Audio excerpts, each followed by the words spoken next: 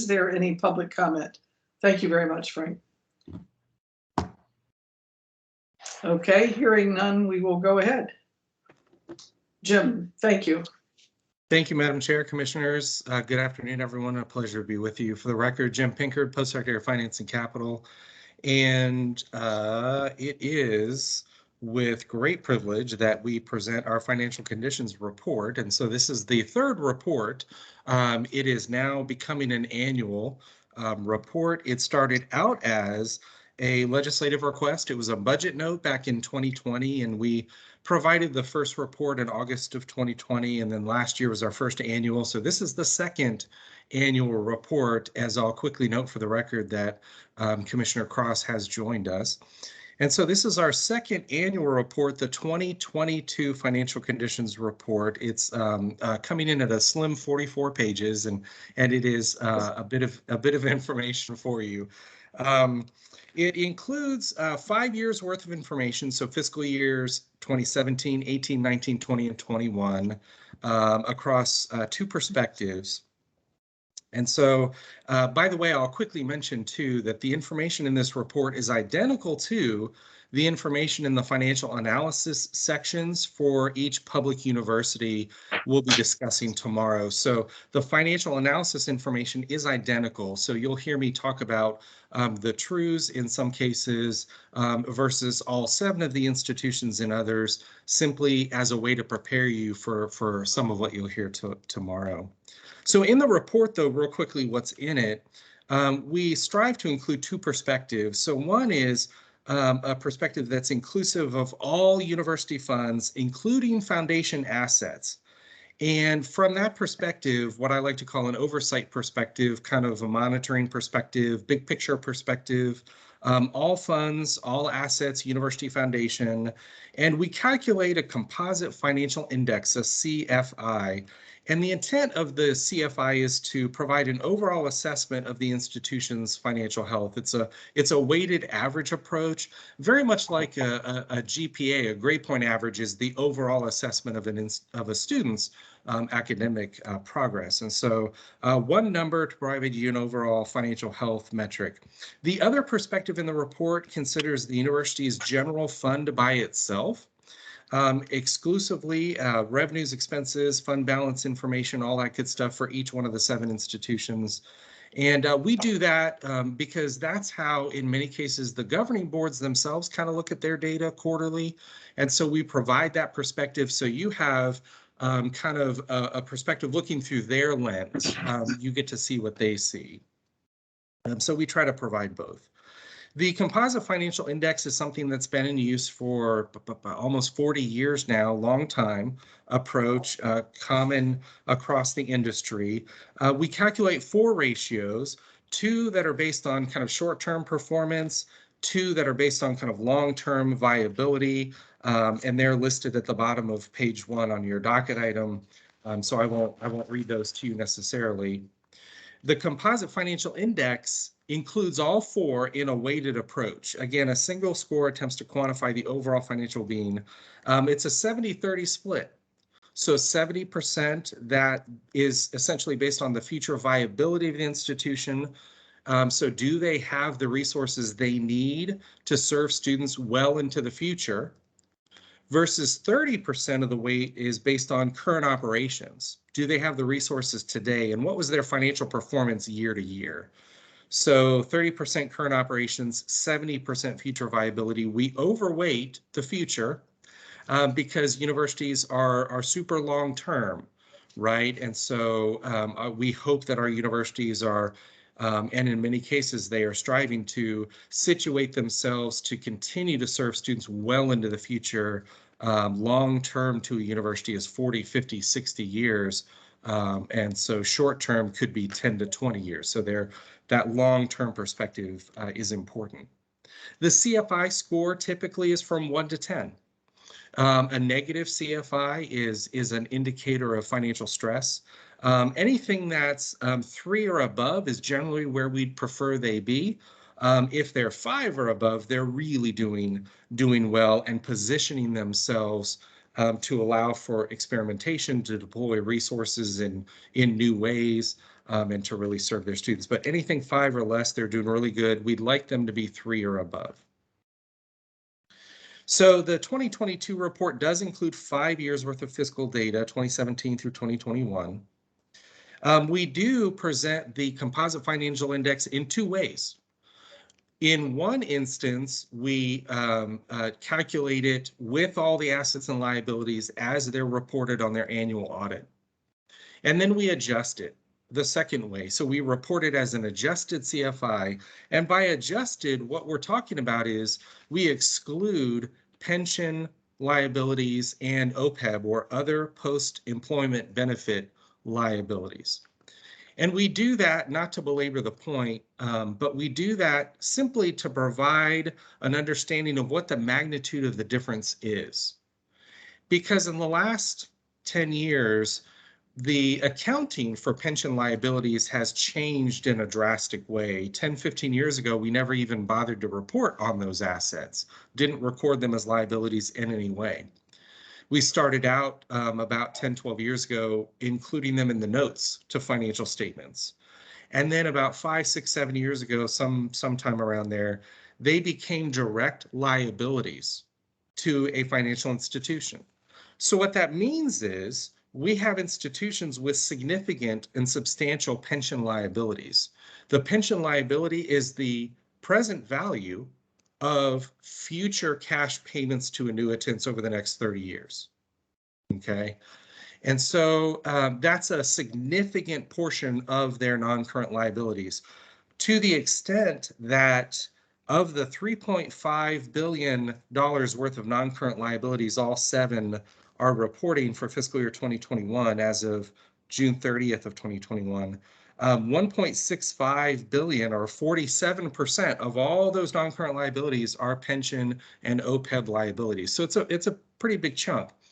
For the TRUs alone, just for the 4 technical and regional universities, that number is actually 64%. It's a much larger percentage. So 2/3 of all the non-current liabilities that the 4 TRUs report are related to pension and OPEB liabilities. So because of that, because of the magnitude, we take the step of trying to tease out what the CFI would be with those, what it would be without, simply to show you kind of where they're at. I do want to point out too that the PERS board recently last year made the decision to reduce the return rate estimate from 7.2 to 6.9%. So that will add roughly $178 million worth of additional liabilities to the universities. And so these assumptions can change the value of those liabilities around a little bit. And PERS has the unenviable task of having to weigh in on and make a series of assumptions to set these valuations.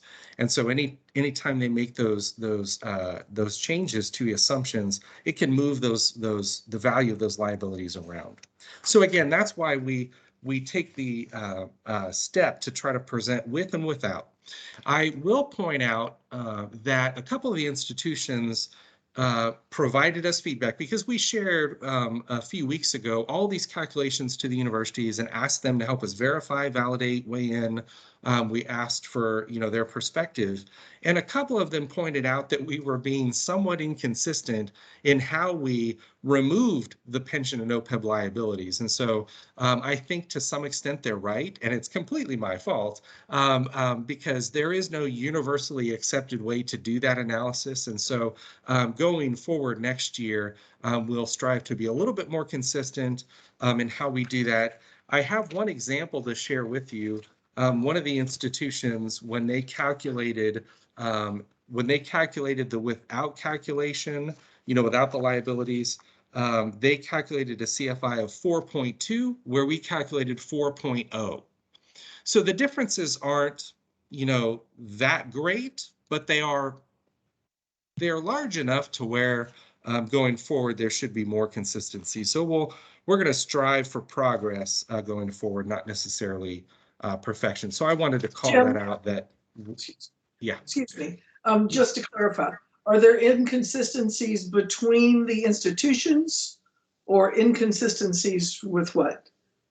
I'm glad you asked. There are not inconsistencies between the institutions because we employ a methodology that we apply across all 7. So we take their audited financial reports and we calculate the ratios, all the calculations ourselves with our staff. And then and the reason we do it that way is so that we will apply a consistent methodology across all 7 universities. Okay, so it's consistent. What is it inconsistent with? It's inconsistent with an opinion. So there are 2 of the universities in particular who were essentially looking at our approach, our methodology, and they said, well, you're doing it this way here, but you're not doing it this way. You seem to be, your methodology, the one you're applying to all 7, seems to be a little hinky, for lack of a better, more scientific expression. So you could do it that way. You could consider that. You could look at it that way. So which I think to not to get into the weeds of their feedback, Right. but I think they were right. And so this is me publicly saying that we did receive feedback that we think is valuable. We appreciate their collaboration with us in trying to validate our approach. And when I received the feedback from a couple of them, I reached out to a couple of my colleagues in other states, and I said, hey, how are y'all doing this? And so sure enough, they were like, yeah, you need to do it this way. And there's this little hiccup. So I was being inconsistent with how some other states were doing it. Not all of them, but some other states. And so the more we dug into this particular issue, we thought, they're right. We could be better. We could be better at this going forward. So there will be for next year a slight change in the methodology. And to be even more specific, we were not including deferred assets or deferred outflows and inflows for pension fund liabilities. And so going forward, I think we will likely include those deferred outflows and inflows for a more representative totality of what those liabilities actually are. Thank you. Commissioner Hayman? Thank you, Chair Rowe. Jim, I have a question. I think I need a better understanding of the benchmark, if it's internally defined or if it has some reference to other states or things like that. And I'm wondering how other states deal with the liability associated with retirement. And how that affects the relationship to the benchmark. I mean, it's a real liability, so I have some questions about why you exclude it. Mm-hmm. Yeah. So when we look at what other states are doing, not all other states are using a CFI. So not all of the states actually produce a financial condition analysis for their institutions like we do. Some do, Texas, North Dakota, Florida, Louisiana, some states do, some states don't. For the states that actually use the same, Ohio, I think uses a CFI, but for those states who use a very similar CFI approach, which is a best practice in the industry, it's been around for 40 years, and the 3.0 metric is expressed in a book called Strategic Financial Analysis for Public Higher Education. And that's kind of the guidebook for this work. It's been around since the early 80s. And that 3.0 metric is kind of based on their opinion and their recommendation.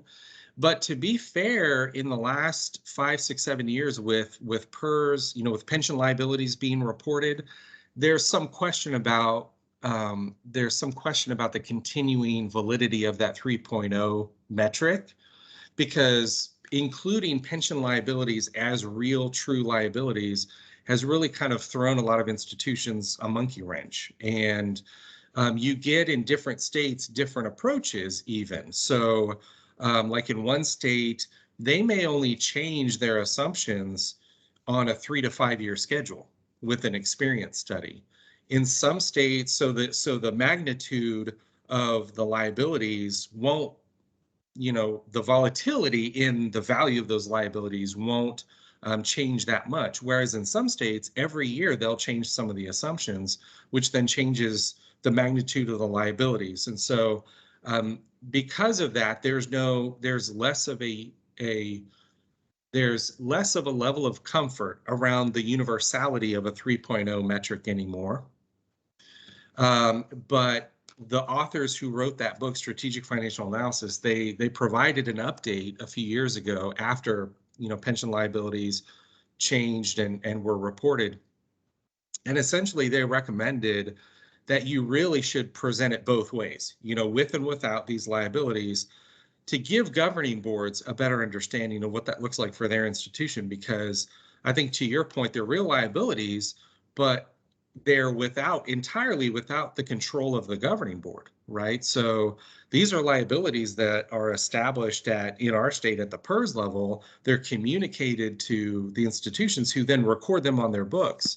And from year to year, there is nothing that the board decides or does, or any decision making that the governing board of the university takes to affect these liabilities. So the reason we exclude them is to hopefully give you a better understanding of how their decision making impacts the CFI year to year.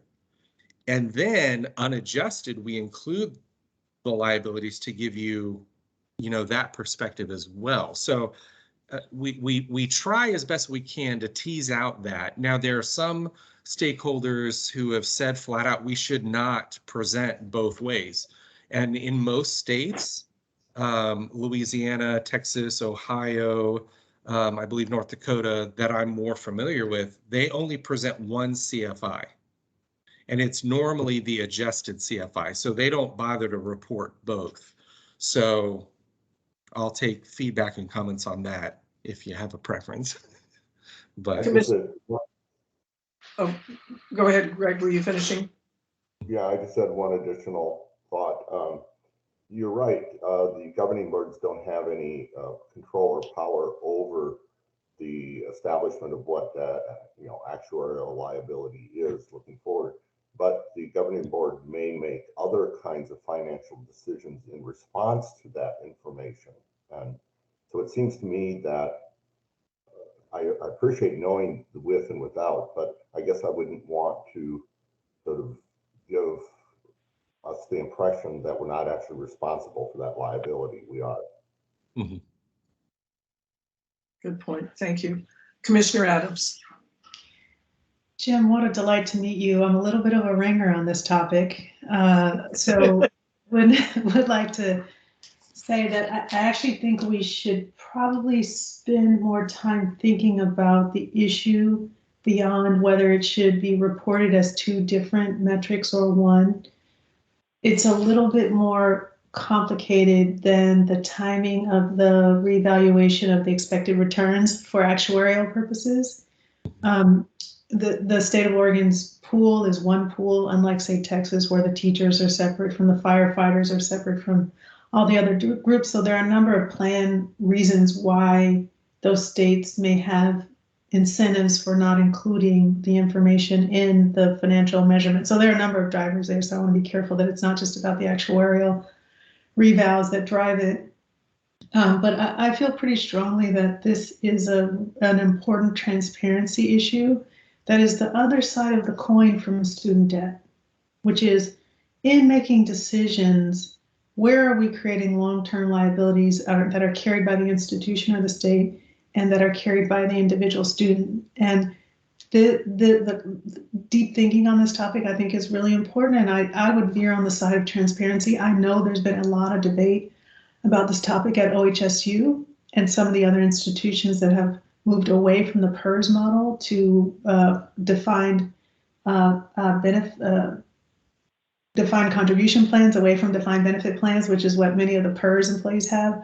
So there may even be nuances between the institutions based on the elections that their own employees make that drive the size of those liabilities. So I actually think this is worth a little bit of time at the board level to think more deeply about, rather than just whether to include it or not, but how Oregon should include it, considering our unique, our unique model. And that, 47 to 60% load on long-term liabilities, holy camoly. that sounds like something that's pretty important that we should think about, what the consequences of those huge numbers are. So I look forward to learning more. Chair Cross, do you want to speak to that and perhaps consider how best to surface and really present and understand the issues that Commissioner Adams raises?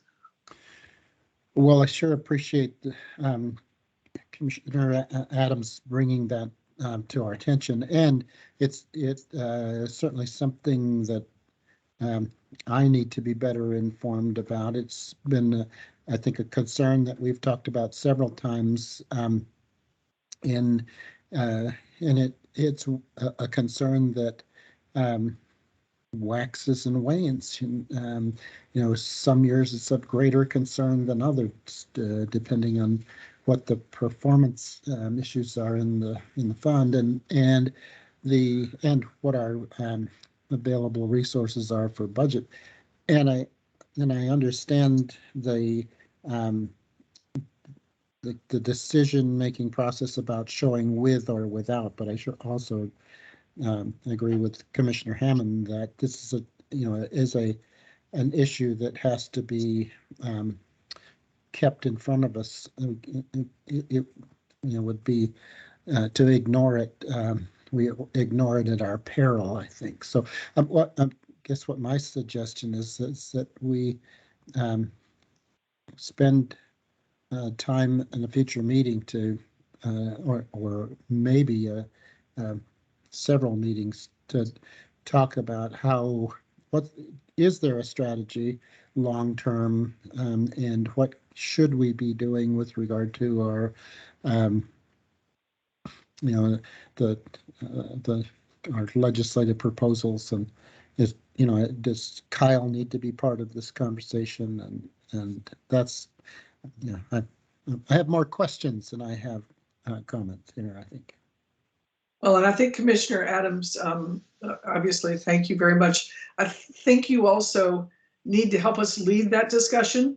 So both in commission meetings and even if between meetings, you and Chairman Cross and Jim Pinkard and Ben need to have a conversation to clarify your ideas and then bring them back to the full commission so we're transparent about it. But what I wouldn't want out of this meeting and out of what you've raised, given that your knowledge is deeper than right, well, the rest of ours, I wouldn't want to not get every concern you have surfaced and addressed, and then several of you can decide which to present or how much change to recommend. So please, please follow through with this. We benefit greatly from your experience and knowledge on this, and I don't want to lose that.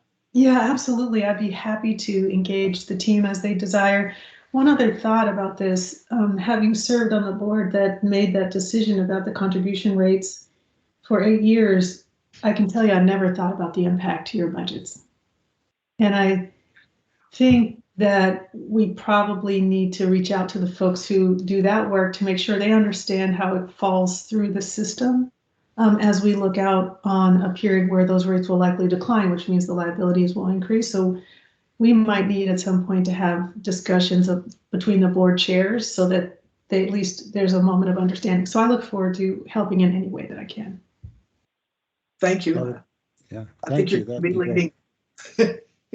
Okay, Jim, if you would go for, if there are no more questions on process or methodology, Jim, if you would go forward, please, with the key knowledge that you gained from this or insights.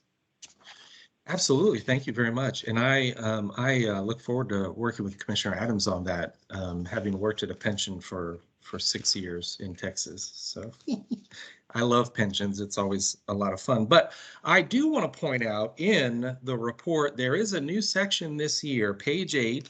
We're calling it the Summary of Observations. And I am glad that it's there. It's an attempt really to summarize kind of those themes, exactly to Commissioner Rowe's point, those themes that we noticed year to year across all 7 institutions. And so there's on page 3 at the very top of the docket item, there's 2 paragraphs, kind of our attempt to summarize the whole thing. And so when you look at fiscal year 2021, year to year from fiscal year 2020 to 2021, the financial condition as measured by the adjusted CFI for all of them has improved. And this is largely due to the extraordinary federal revenues which the institutions received through the Higher Education Emergency Relief Fund, which have allowed the institutions to offset revenue losses and also pay for some of the increased costs associated with responding to the pandemic.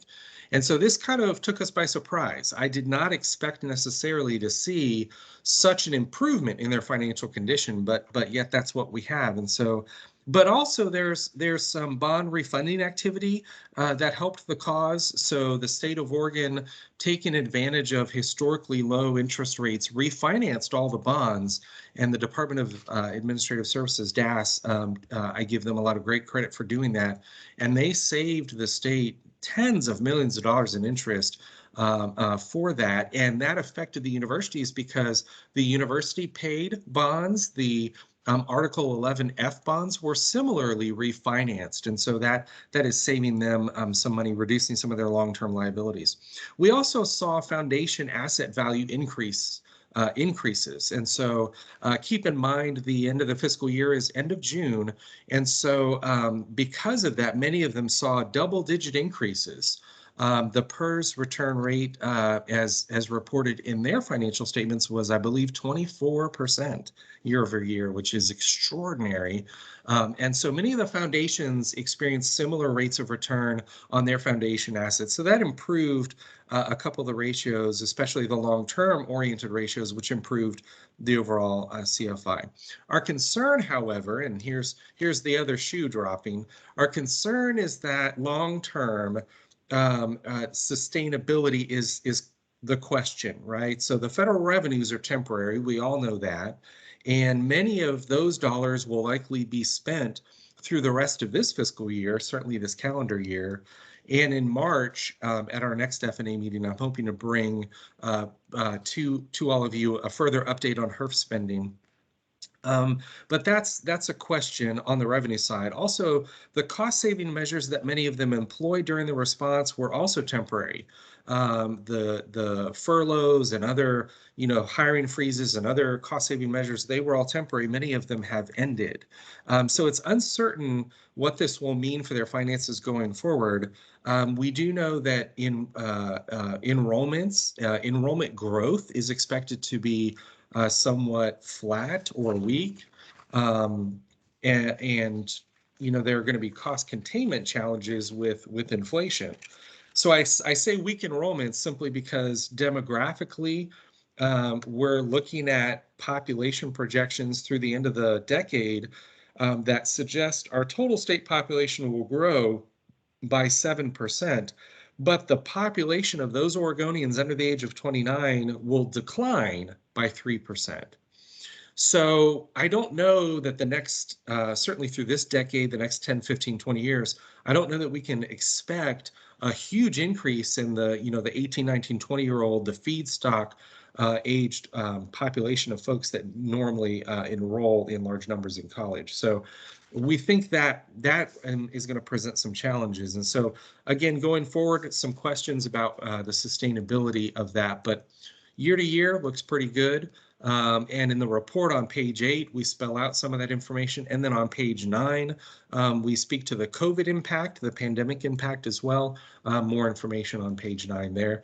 And I, on page 3, include a summary of the fiscal year 2021 general fund financial data. So the ending fund balance across all 7 institutions is $361.8 million, which is roughly 2.5 months worth of fund balance, which is right at about where we'd like to see them. There's no universally accepted preferred fund balance amount. That's often set by the governing boards, and some raise it, some go higher than that, some go lower than that, just kind of depends on their circumstances. But we've seen an improvement in that as well. So I'll pause there for questions, comments. I will also point out, sorry, real quickly, too, that one of the other docket items that we've included and posted was another report. It's 56 pages long, a bit bigger report, but it is the 21-23 Biennial State Funding and Formula Summary Report. We originally brought this to your attention in draft form back in October. But now that we have audited budget data, we can finalize that report and publish it. So it was posted with the materials. I don't want to spend much time on it, but necessarily I want to draw your attention to it. It's designed to do two things: communicate all the state funding for all the different, community colleges, universities, all the different pots of funds. But it also, for the public universities, community colleges, and OHSU, it includes institutional support, capital, debt service, and includes a description in detail of how the funding formulas work. So if you want to refresh on how does that university funding formula work and how do we actually calculate the amounts that we distribute to the institutions, there's more information in there for both the universities and the community colleges. I do want to point out that report does not include any information for any other HEC office or program. So student financial aid information is not in there. The workforce programs, none of that is in there. Just institutional support, capital, and debt service. I'll pause there. Questions on either report? Jim? Yes, ma'am. Questions on either report?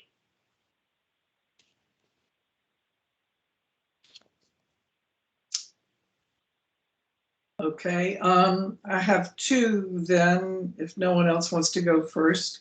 And both of these just go to my own lack of understanding. They're very helpful reports, Jim. But on the ratio report, and I think this is the same question I had last year. It's wonderful that they're all in better shape, knowing that it's mostly the contribution of the federal government.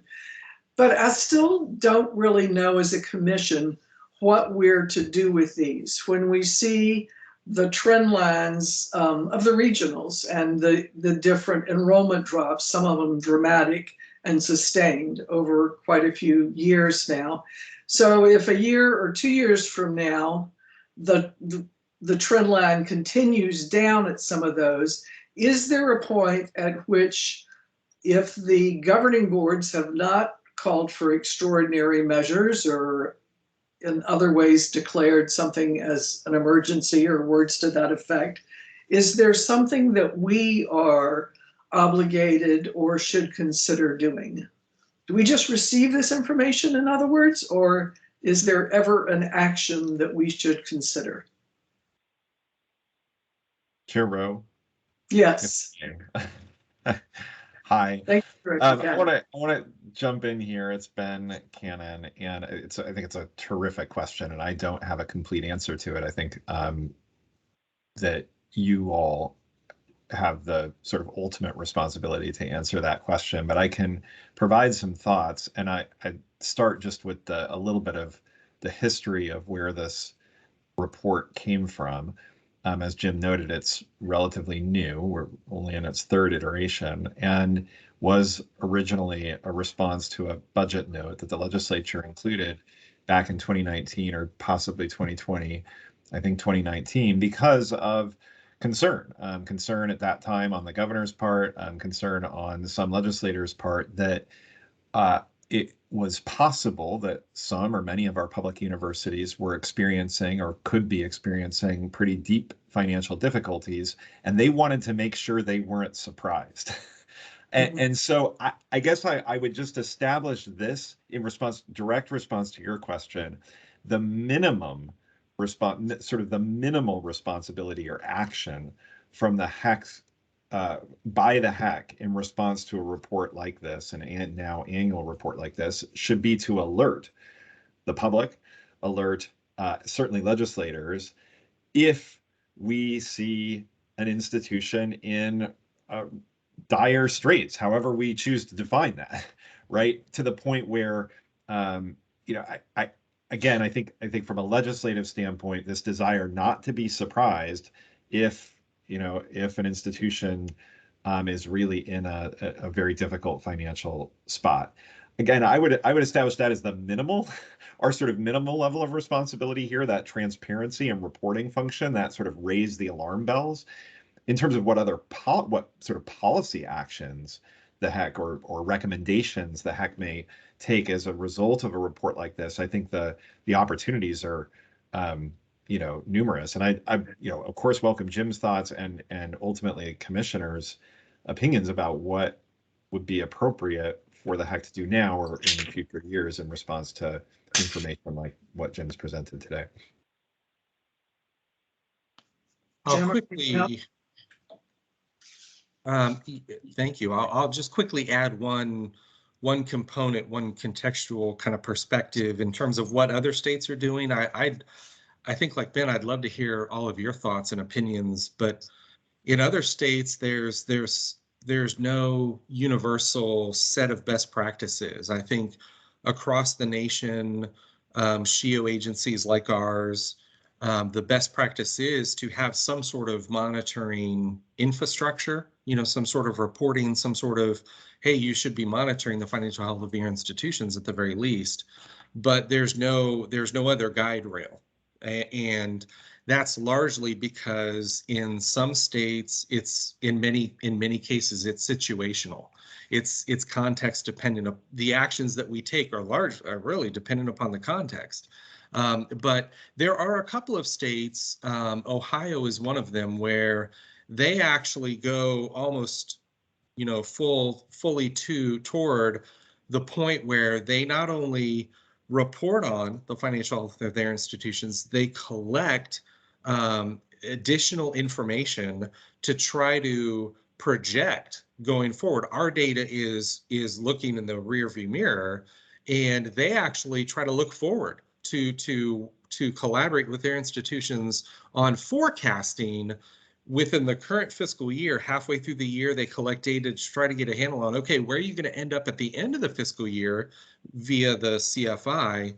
And then they establish in state law a cutoff. So there is a hard threshold under which if an institution's measured calculated CFI is below a certain threshold for 2 years consecutively, then they have what they call a fiscal watch. So they place the institution on fiscal watch, which means enhanced reporting. The governing board must submit a plan to the state legislature on how they're going to turn the ship around and do all that stuff. At the end, and they go a step further, and there are a couple of states that do that, not many that do that. Ohio then goes even a step further and says there's the potential of a conservatorship. If your institution gets into a set of conditions, a situation where we're concerned about your ability to serve your existing students and teach them through graduation, and the governor is advised to take forceful action, they can declare conservatorship, where the governor, under their state law, can fire the governing board and replace the governing board with a temporary board, a conservator, who will then make all the decisions. And so they've never exercised that. So that law got passed in the early 90s, 95, 96. They've never had to exercise that. And there's one or two other states that have that ability as well, that I don't believe have been exercised either. So I'm laying this out not as a recommendation, but as just indication of what is occurring in other states. In most of the states, it's monitoring and pretty much monitoring only. In a few states, there's an additional authority granted to the SHIO agency where you actually set a hard cap. If they're under it, it's additional reporting and other things. And then in a few states, even still, there's that hard, you know, the other end of the spectrum, which is we could take you over if we need to, but that's rare and has never occurred. So, thank you. In some states, it could be occurring in the near future, but not in Oregon. Thank you. Any other questions on that portion? If not, okay, Jim, I have one more quick question on the state funding and formula. And that is on the per student appropriation. In cases where the university has state programs, the most significant, of course, is at OSU with the extension service and all of that, where it's a substantial part. I just don't trust my own ability to do the math right. Does that figured in the per student allocation for them? So when you do the math that way, is that why to what extent is that why Oregon State has a higher per student?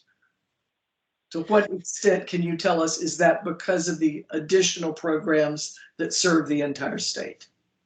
Yeah, thanks for the question. I think you're talking about page 20 of the state funding and formula summary report. On page 20, table 23 includes for the universities a PUSF funding per FTE by institution. So this is for fiscal year 2022, the current fiscal year.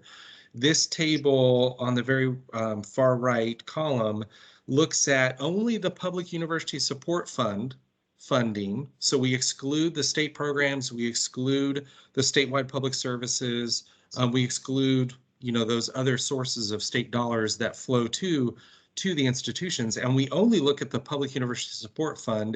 And to your point, we do that because Oregon State University, as you mentioned, they do receive lottery funding for outdoor school programs. They receive, other funding for statewide public services. So we don't want to, confuse anyone by that. So purely looking at Public University Support Fund funding per full-time student equivalent, the average is across the state is $8,988, and that ranges anywhere from $7,755 at University of Oregon to $15,785 at Eastern Oregon University.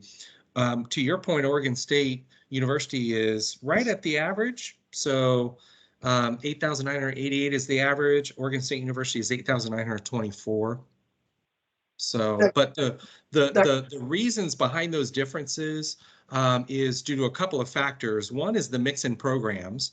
So if an institution, because through our formula, we incentivize STEM graduates. So if you produce a lot of STEM graduates, engineering, math, technology, sciences, which OSU and OIT produce a lot of STEM graduates, they typically get a little bit more funding. And that's why you can see Oregon Tech is a little bit above the average. But also, too, the smaller institutions benefit from a base payment. So there is a base payment that is embedded within the formula, and it is adjusted by the size of the institution. So the smaller institutions do actually get a little more state assistance because they lack that economy of scale. We take a similar approach in the community college model with their base payment approach.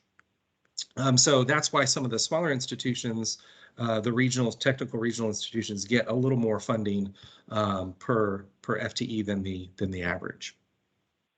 Thank you. That clarifies for me. Anyone else? Questions on either of these reports?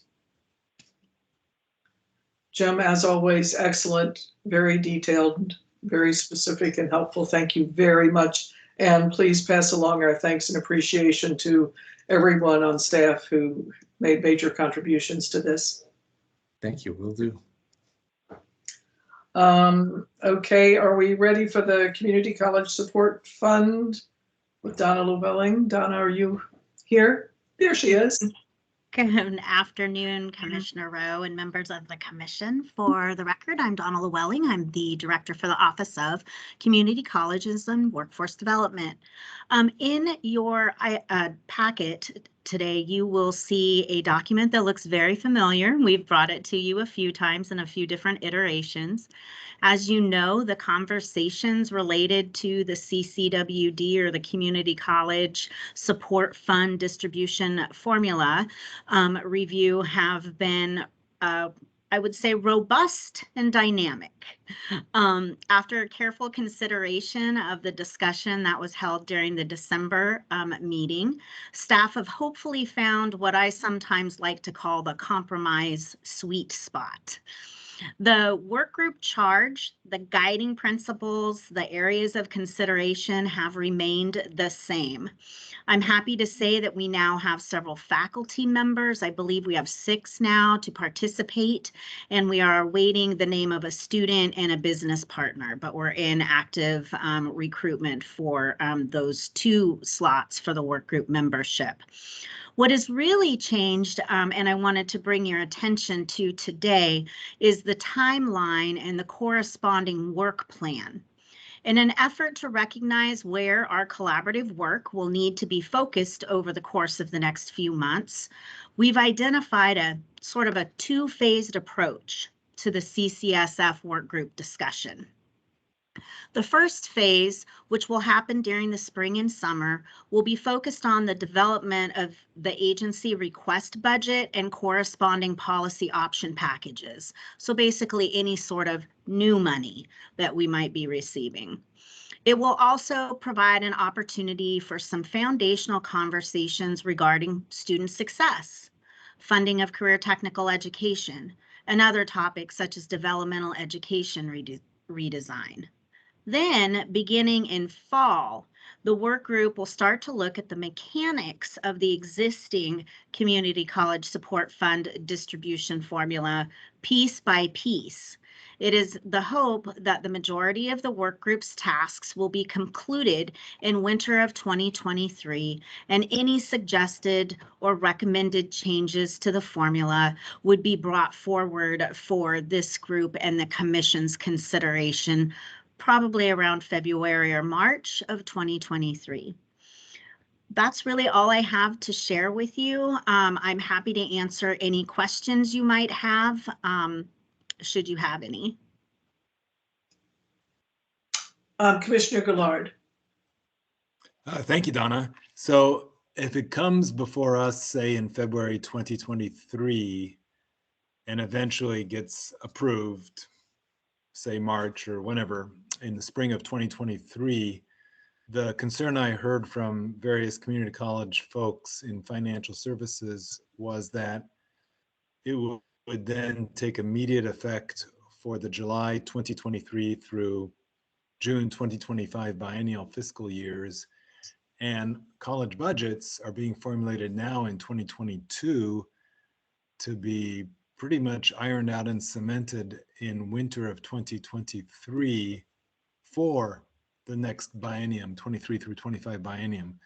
And so I just wondered if you could speak to that, if any changes would take effect July 2023, or would they, in my logic, with that concern, wait to take effect starting July 2025. Thank you. So, Commissioner Goulard, my understanding of this and my approach to this would be kind of twofold. One, it'll depend on the nature of the change, but then 2, if it is a significant policy shift, I am sure that we as HEC staff, along with the work group, would recommend kind of a, much like the conversation we're going to have, a tiered or phased in approach. It is not the intent to pull the rug out per se out from anyone, but to do what's in the best interest of our students. And that, my opinion is that a big change like that, not implemented over time, could be detrimental to the students, which is the last thing we want to do. Right, and therefore for the college, right. So thank you. Yeah, that makes sense too. Thanks, Donna. Any other questions? Donna, I don't know that I've seen many planning processes that took this much time and patience and skill and grace in the planning of the planning. And I want to thank you on behalf of the committee and the commission for all you have done to listen to the stakeholders and take their concerns into account and do everything within your power and skill to try to create a smooth and inclusive process. So thank you. Thank you. And we will be cheering you on. Thank you very much. Anything else on that? Okay, I think we're ready to go back to the to Jim Pinkard and the 2022 topics and planning, which I was very relieved to see that you actually do for us. Happy to help the cause, right? But did Yeah. want to, at this first meeting for calendar year 2022, did want to dig into a little bit kind of the coming attractions and talk a little bit about planning for the future F&A meetings throughout the rest of the calendar year, largely because the spring and early summer is a little busy, being that it's an even year. We are in the midst of our agency request budget planning.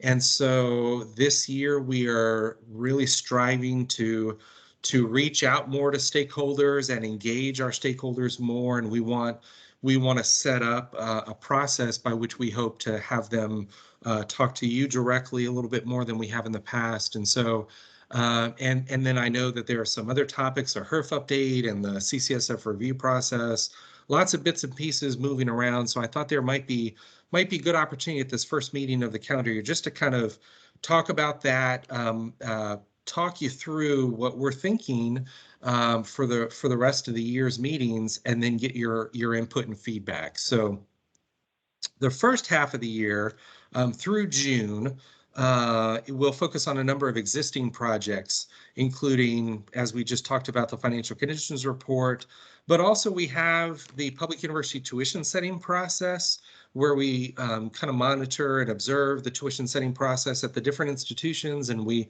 report back to you at different points of time and share the calculations, and here's what we found, and here's what's going on, all that good stuff. So that'll be through April, May, and if needed in June. We'll be talking a little bit more about that. But so through June, existing projects, including the budget development process, HERF spending update, and other things. The second half of the year, after June, we'll focus on kind of a mix of existing and new projects. So we have existing projects, including the Public University Capital, CIR framework, and an update on university finances. And then there's a couple of new projects I want to talk to you all about. And then the CCSF review process will persist throughout the entirety of the year. In some way, shape, or form. So public university tuition setting is an existing process. It's for the public universities only. We are, as a commission, responsible for considering tuition increases for undergraduate resident tuition mandatory fees that exceed 5%. And so the universities have all begun their tuition setting process. They do that in the fall, and those normally conclude with their board recommendations in the spring. And we as HEC staff monitor it throughout the whole process. And so, you know, they're required to use a tuition advisory body and provide training and do different things. And so, in April, at the next meeting, our intent is to provide you with an overview of that process and a primer on university tuition, give you, historical trends. What has tuition been over the last 8-10 years? Provide a lot of the background information that'll offer the context in which to have that conversation. And then in May, we're hoping to have our official calculations ready, and we will share those with you, where we calculate, are they exceeding 5% or are they not? And so we'll share all those calculations, and at that time in May, on the May 11th F&A meeting, we'll have a much better understanding of if any of the institutions will be seeking a greater than 5% increase. If, on the off chance that any will do that, then the June 8th F&A meeting, or likely the full commission meeting in June, will likely be needed to have that conversation, and we'll have a very structured approach and all that good stuff. And so again, by May, we'll know whether any will need that.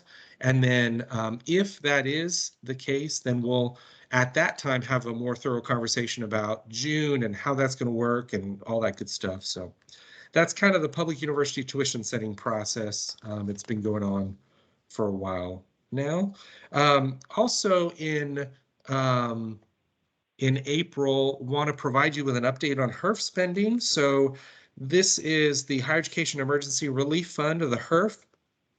And across the three federal relief acts, over $780 million was provided to 66 Oregon institutions of higher education, because this includes all the private institutions as well. And so we periodically have provided updates. And so the next update will be in April, because all the institutions are reporting this information every quarter. And then they also provide an annual report, which includes more specificity around how many students they're serving, how they chose those students, and how much they dispersed, and all that good stuff. So those reports are due to the U.S. Department of Education on February 5th. So I'm hoping to have more of that information next month. And then I want to present that to you in April and provide a summary at that time. Throughout the spring, the budget request development process, the agency request budget will be occurring. And so you can see at the very top of page 2 under your docket item, there are a number of touch points, a number of opportunities where we'll bring information to you and then ask for your input and conversation. And so in April, the next meeting will have a summary of POPs, which are policy option packages. There'll be a high-level summary of each, and so we are currently vetting a lot of ideas with stakeholders, kind of working through that process with Kyle and the entire operations team. In May, our hope is to have stakeholder presentations. So we're going to include the University Association, the Community College Association, workforce advocates, and student financial aid advocates to provide context and perspective. We will also, in May, I will look to make a set of staff recommendations around the level of funding that we might recommend for the Community College Support Fund, the Public University Support Fund, state programs, statewide public services. So all the support funding for the universities, community colleges, we will look to make some staff recommendations to you in May for your consideration and feedback. You will not need to take action on them at that time. The full ARB will be brought to the full commission in August. So in May, in May is the stakeholder presentations. In June is when I will be making staff recommendations to you. So that'll be an agency overview with updates on POPs, and then we'll present staff recommendations for support funding and capital proposals. That'll be in June. So in April, May, and June, at each one of those F&A meetings, we will be talking ARB at different points. Next meeting, April, summary of POPs and ideas, May, stakeholder presentations, June, agency overview with specific staff recommendations for institutional support funding and capital. So that's a lot of information, but that's just my way of saying upcoming attractions. You'll hear much more, and then some. As we transition to the second half of the year after June, really in August, we will talk about the capital improvement and renewal data and calculations. I don't know that we have in the past presented much of this information to you, but I somewhat feel obligated to, because this is an $80 million pot of funds that we allocate to the public universities.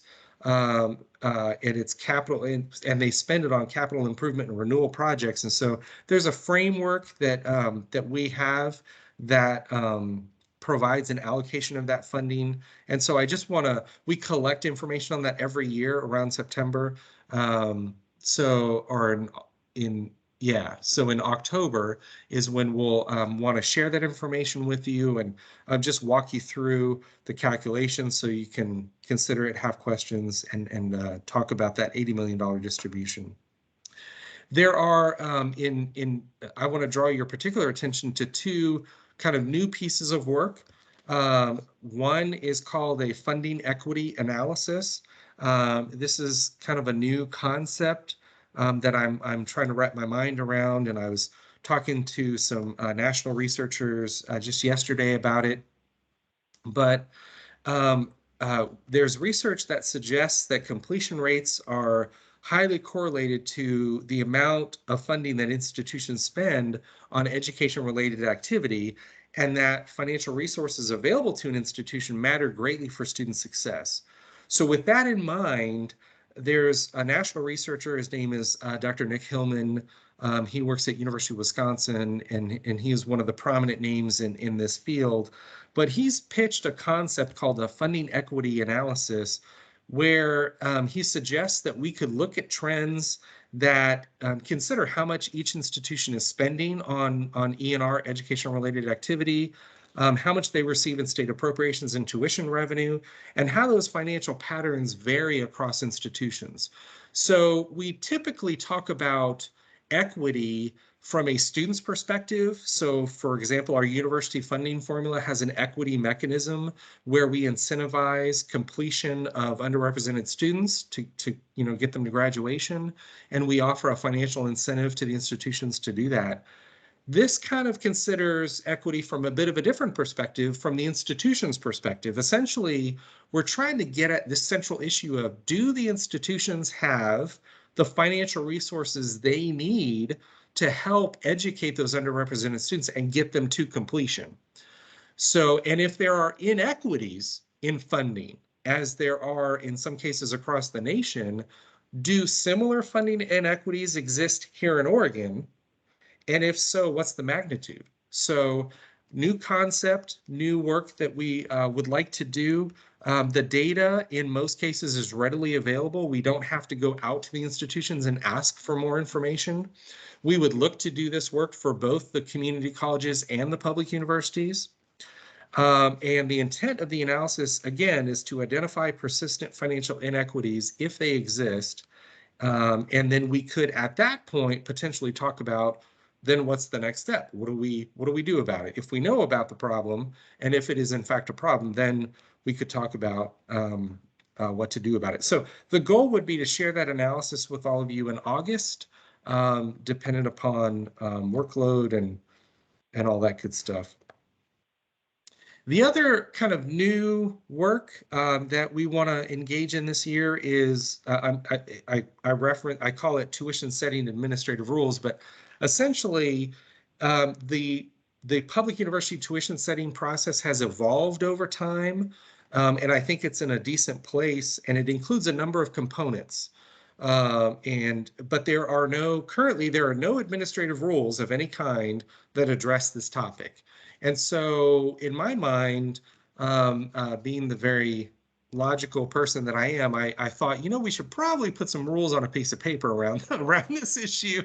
And so to ensure that we're communicating in a very transparent way to all of our stakeholders so that they know what to expect and when to expect it and what that looks like. And so HEC staff retains a good handle on this going forward, and so that we can also use it to communicate with all of you about what to expect and how the process works and all that. So what this would look like is, in November, my hope is to bring this topic back to all of you, and in November have a conversation about what the draft rules should include, what components should it include, what topics should we make sure include, so really I want to make a proposal to come up with a rule. I will not ask you in November to consider the rule and vote on a rule, but in November, my intent is to bring to you, number one, the topic, and ask your input on what components should be in a rule.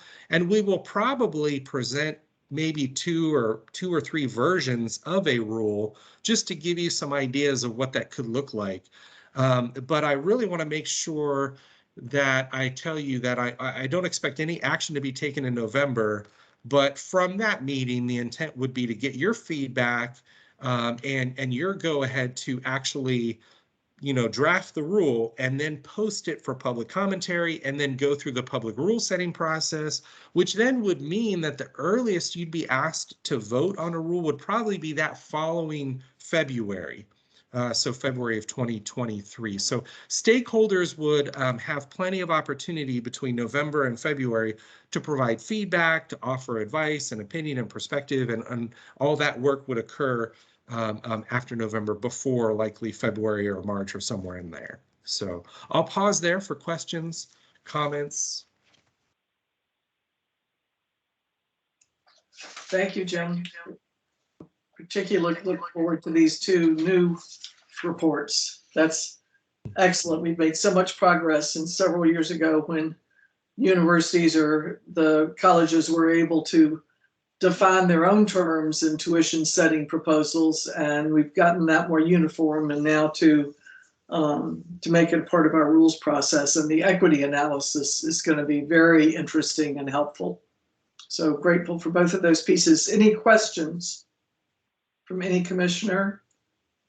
I have a question, Yes. Commissioner Rowe.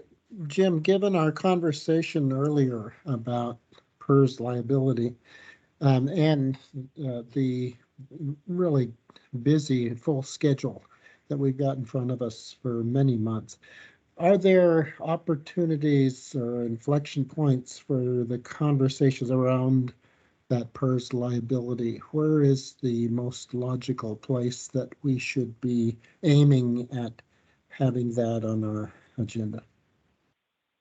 I appreciate the question. I think likely after August would be a good time. I'm generically thinking the second half of the calendar year, because the second half of the calendar year just tends to offer a little more flexibility. August, October, November, one of those meetings, it is probably a good time, and I'm hoping to touch base internally with Ben and a couple of other HEC staff to talk about that idea. I also want to touch base with Commissioner Adams as well to get her thoughts and her input on that. And then there are probably a couple of other folks that I want to talk to, because I am not an accountant by training, although I do play one on TV occasionally. But so I do want to make sure that I know what I'm talking about as well. So I think the second half of the year, if I can propose that, would likely work. And thank you, Jim. And on the equity assessment, is there a way for us to include in that process the degree of the relationship between the degree of PERS liability and the resources that actually reach students? And what I'm going for here is, my sense is that long-term, we need to inform the public dialogue and build a case for there to be significant changes in the ways that the PERS liability is dealt with. And if we need more information. So if in fact there is a negative correlation between the degree of liability and the quality of services that reach students, it just gives us one more argument for action.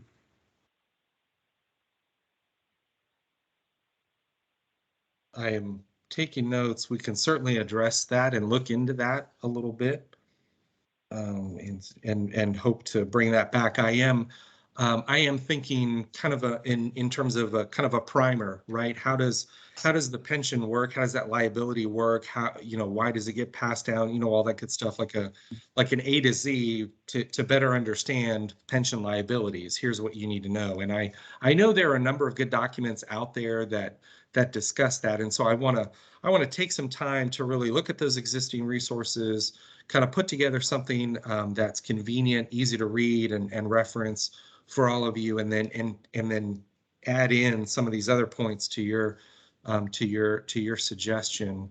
I will also let me pause. I do want to make a comment about the April meeting, but I don't want to lose sight of this topic.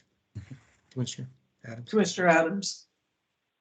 Well, I was going to move on to another one, so I can wait until after you're done, Jim, if you'd like.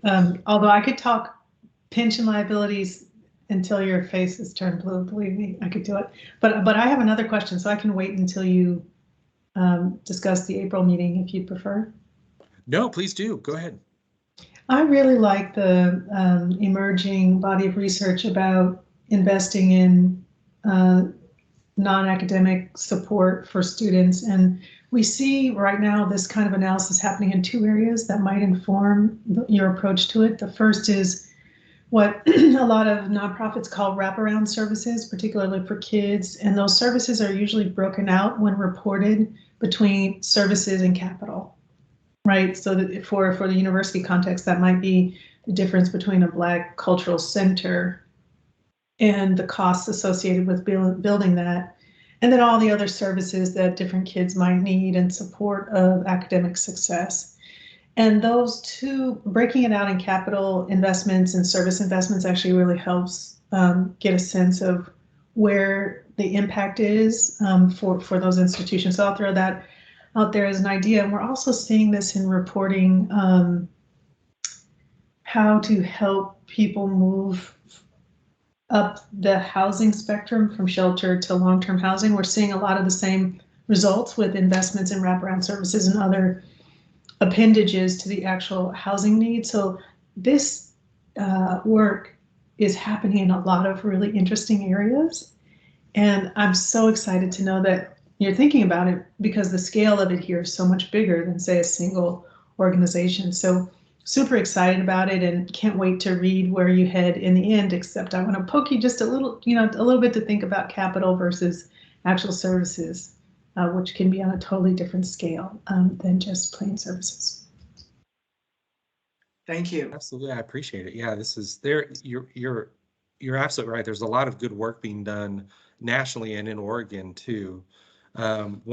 One of the commitments the legislature made was to fund benefit navigator positions, as an example, at each one of the institutions, both universities and community colleges. And so hopefully we'll have more information on that, but I know they're busily trying to hire a staff member who will be at each institution who can help connect students with existing resources that exist at the federal level and state level. And this started at Portland Community College, where they actually reached out to the Oregon Health folks, Oregon Health Authority, OHA folks, to try to better connect their students. And so we're seeing a lot more on that. And so I suspect that we'll likely want to bring some of those topics up in the future. But I did want to, for next April, I keep want to say next month. It's not next month. So we do not have an F&A meeting in March. We do in April. So for the April meeting, it will be a little busy in that we will have an overview and primer on the public university tuition setting process. We'll have an update on HERF spending. We will talk about the ARB process, provide an overview of POPs to seek your feedback on that. We are also looking to set up a panel conversation on formulas, something that Chair Cross asked us. And so I'm going to reach out to a couple of national experts and see if we can't get 2 or 3 folks in to talk in general terms about funding formulas, how they work across the nation, what different components do they have, how do our formulas in Oregon compare? Just a lot of good contextual background information. I know that at the December meeting, we have a process that we're laying out that you heard from my colleague Donna Llewellyn on about the Community College Support Fund formula review process, and that process will take time.